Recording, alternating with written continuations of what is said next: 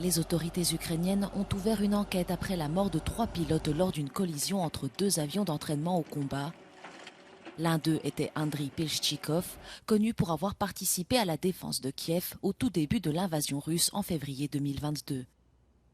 Sur le front, Kiev affirme avoir franchi la ligne de défense russe dans la région de Zaporijia. De son côté, Moscou a déclaré que ses forces ont réussi leur offensive contre un aérodrome proche de la capitale ukrainienne. En mer Noire, le gouvernement ukrainien a confirmé qu'un deuxième navire chargé de céréales a pu quitter le port d'Odessa en toute sécurité.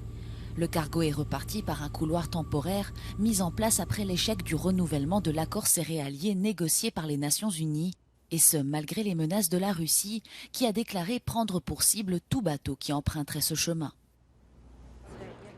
À Moscou, des dizaines de personnes ont rendu hommage au chef du groupe paramilitaire Wagner, Yevgeny Prigojine, dont la mort a officiellement été confirmée après les conclusions d'une expertise génétique.